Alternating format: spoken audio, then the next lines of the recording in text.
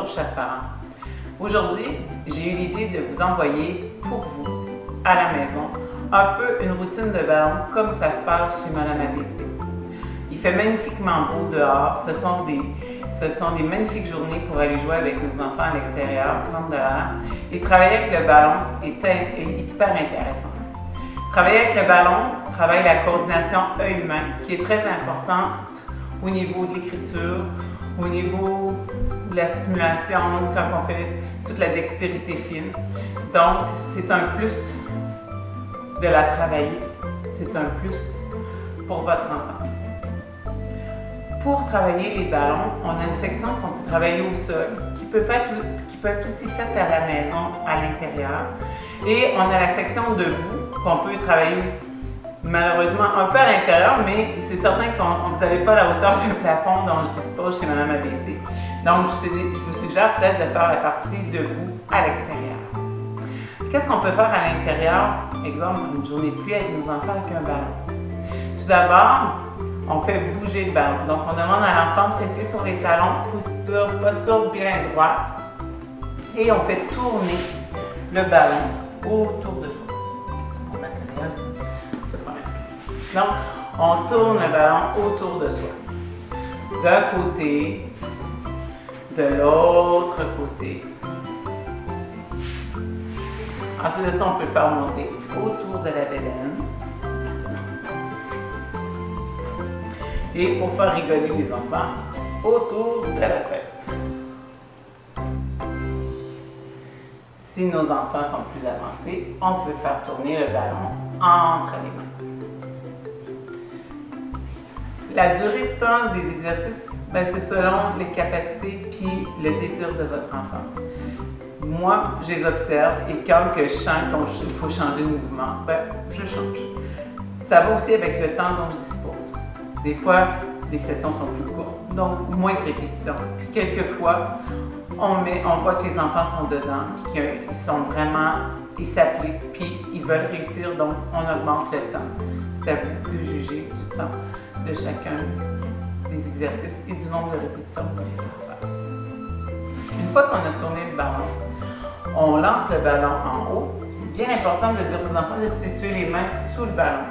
Et avec les doigts, on va propulser le ballon vers le haut. On prend soin de dire à l'enfant que le ballon ne doit ni toucher aux fenêtres, ni toucher aux lumières, ni toucher au plafond, ni toucher à tout ce qui entoure les meubles de la maison. Donc, on est capable de délimiter un espace sécuritaire dans l'enfant où l'enfant va juste faire monter le ballon vers le haut, juste en poussant avec les doigts. Ce qu'on veut, c'est pas qu'il se serve de ses bras, mais qu'il travaille avec ses doigts. Ensuite, on ouvre les genoux, et on laisse tomber le ballon entre les genoux. Et on attrape.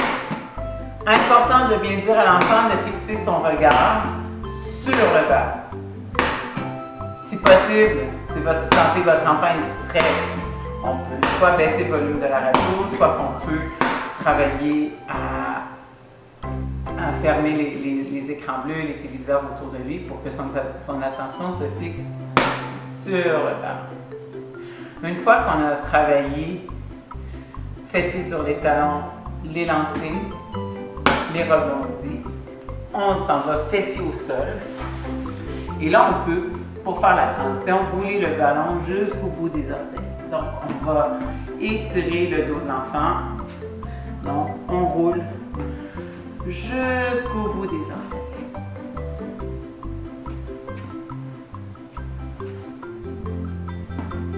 Ensuite, on ouvre les jambes. Dos bien droit. On dit à l'enfant c'est comme si quelqu'un poussait dans le bas du dos ou quelqu'un tirait le dessus de notre tête pour avoir un dos bien droit. On reprend les lancers, attraper.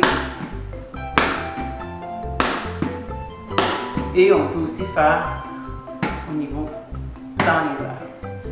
Et cette fois-là, en gardant un angle entre les jambes. Cet angle-là, ensuite, va nous permettre de faire centre, côté, centre, côté, centre, côté, centre, côté, centre,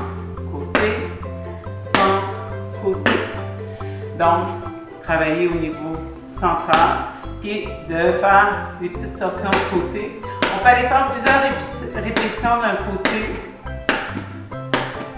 plusieurs répétitions ensemble et plusieurs répétitions de l'autre côté avant d'alterner un côté à la fois.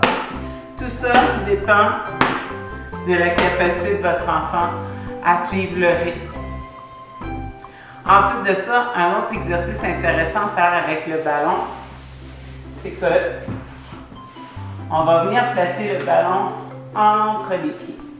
Et là, on va serrer le ballon entre les jambes et on va lever le ballon. Et là, on le maintient. Et on redescend. Et on remonte. Et on le maintient. Et on redescend. Et quand votre enfant a bien saisi qu'il doit exercer une pression, donc il travaille au niveau, puis il va faire travailler au niveau